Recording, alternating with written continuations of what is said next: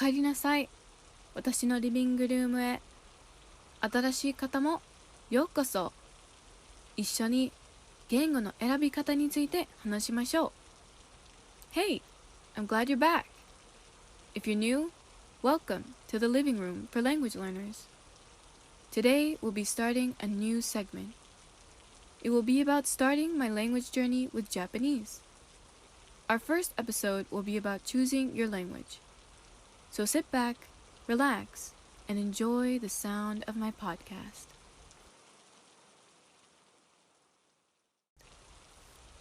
Now, if you're new to learning a language or any skill for that matter, like I was, you probably think or have thought that learning a language is impossible.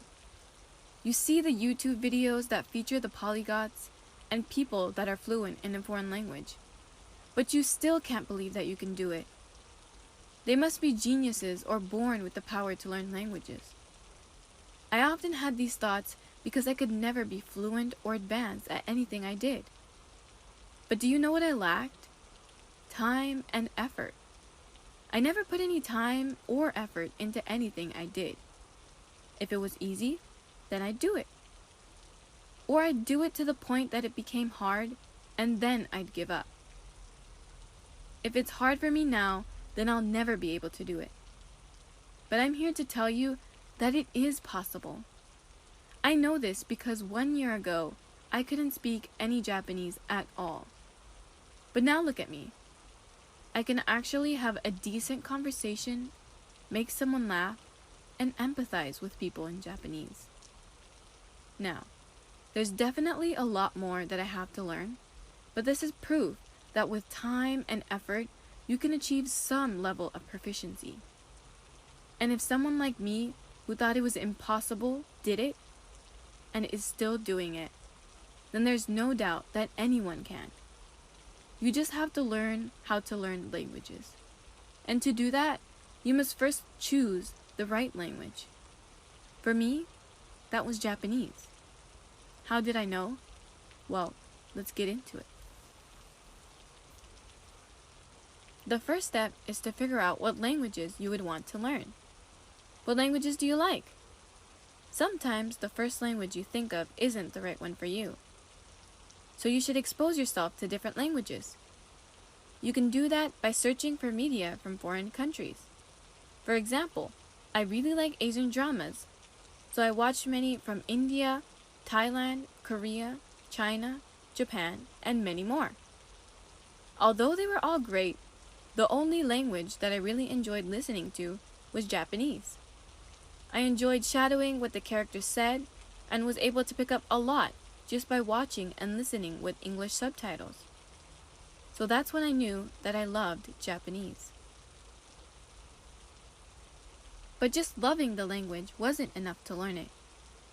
I had to find out if I was actually confident in learning Japanese. If I started learning Japanese with the idea that it was going to be super hard and impossible, then it'd be hard to continue studying when things got more complicated. So I decided to test my ability in the language by taking a course in Japanese. After finishing the course, I learned so much grammar and vocabulary. I really enjoyed studying Japanese even when it was confusing. That's when I knew that I was confident that I could study it. So I recommend testing your confidence in your target language by taking courses, using free apps, watching YouTube lessons, and many more to see if you believe that you can and will study the language.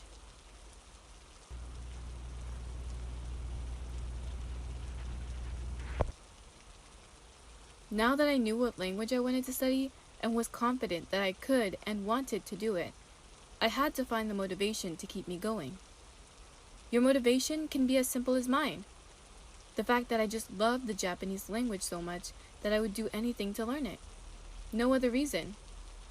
It's like when you fall in love with someone but you can't explain why.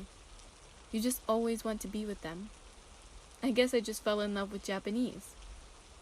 But you can make friends in your target language that you wish to connect with on a deeper level. Or you can try to find a partner in your target language. I know someone who studied French just to get a French girlfriend. He actually did, and he used her as motivation to study harder. So what's your motivation? After finding my motivation, I had to set some SMART goals. What that means is, your goal needs to be specific, measurable, attainable, relevant, and time-based. This is extremely important for your success. Before starting your language, you need to be specific about what you're aiming for with your target language. For me, I want to be conversationally fluent in Japanese just as much as I am in English. I want to be able to learn Japanese in Japanese. But someone else might be studying for a language exam, or for a job opportunity in a foreign country, or to travel or study abroad, or just to learn the language for fun as long as it takes. So you need to be specific about what you're aiming for. Then, you need to ask yourself, how will you measure your progress? You can do that by using textbooks that will keep you on track to passing your language exams, getting a tutor or teacher, tracking the amount of words and grammar you know, recording yourself speaking the language over time, and many more. Then, think about if your goal is achievable. Are you setting yourself up for success or digging your own grave? Think about if you're a slow learner who takes time to process information and remember it, or if you're a fast learner. Think about how much time you have and wish to invest in studying. Think about how much support you have to keep you going, and factor all of that into how much time you'll need to make your goal achievable. Don't think that you'll get fluent in a super hard language in 3 months unless you literally have all the time in the world. But things happen, so you have to prepare for them before they hit, or you might just get knocked out. After that, you need to reflect on whether this language is relevant to your life and how you'll benefit from it. Now, you can choose to push this further down the line, but I'd recommend knowing as soon as you can. Because if you learn a language like Japanese that is not often used in America, then you're in for a lot of negative feedback. I've been hurt many times by people that are close to me with negative comments like, I'm wasting my time and I should learn a language that people actually use, and what can you even do with Japanese? This really made me sad and not want to continue Japanese sometimes. But to be honest, I didn't know either. So I did my research and found out that there are actually many benefits to learning Japanese. No matter what language you're learning, there's always some benefit. You just have to search for it. So find out how your target language is relevant to your life, so no one can put you down for learning what you love. Finally, when you've done all of that, you'll be able to set a specific time frame for how long you have to achieve your language goal. Then, you're all set. Before moving on, let's review. To choose your language, you have to find the right language for you, have confidence in that language, motivation, and a solid SMART goal. Once you have checked those off of your list, you can now proceed to look for resources. Now you might be thinking, where should I start? There's too many to choose from. That's why you first need to figure out what kind of learner you are. Visual, auditory, reading and writing, kinesthetics, and many more. For me, I learn best by listening, shadowing, and repeating. I also like to read short stories, and I learn grammar from textbooks and YouTube videos. So when I was looking for resources, I based it on my learning style. But sometimes even then, it's hard to find the right things for you. I know this because I was lost the first time I was looking. So I decided to search for other language learners who fit my study style, and use their method as a template for finding my own resources. For example, I really resonated with a YouTuber named Ikena, who actually inspired me to be conversationally fluent in many languages. He even wrote a book that gives you all the resources and study tips that he uses.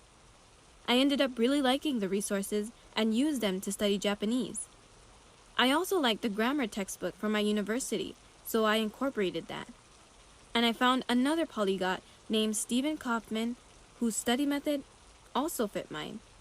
So I decided to use the app that he created to help me with my studies as well. Knowing what kind of learner you are will make it easier to find the right resources that fit you. And with the right resources, you'll learn a lot more. Learning languages should be fun, so you should find resources that you really enjoy studying with. I often study with anime and dramas, but you also have to push yourself to use study tools that may not be as fun. In those cases, you just need to make those tools easy to study with. Because if it's easier, even if it's boring, you'll get it done. For example, I hated to study with my textbook's workbook because it took me 2 hours to finish. That was because I was slow at writing Japanese. But the purpose of my workbook was to understand the grammar, not get better at writing. So instead of writing my answers, I would say them out loud and check them with someone or with the textbook. That had a significant impact on how fast and how much more I wanted to do it. Because I made it easier, it was more bearable, and I was able to learn more from my workbook. Now you might be thinking, but won't you have bad handwriting? Well, you can always practice handwriting by writing things you enjoy, like stories, songs, diaries, and many more. Sometimes you have to learn how to work smarter, not harder. With all this information, you now have all the tools you need to choose your language and create your own smart study schedule. The rest is up to you. Throughout the process, you'll be mixing and morphing your study methods as you learn more about your own study style and find better resources. You'll also have your great days and your not so great days. But as long as you have some sort of consistency and a strong, specific foundation for your study method, you will be able to build yourself up as many times as you need until you make it to the top. And just like a building, you will notice changes as you continue to construct your knowledge tower. So don't forget to give yourself credit for that, because even I do sometimes. You are making progress and you will make it to the top eventually. Never forget that. So thank you for joining me in the living room for language learners, where we learn languages the way they should be, through community.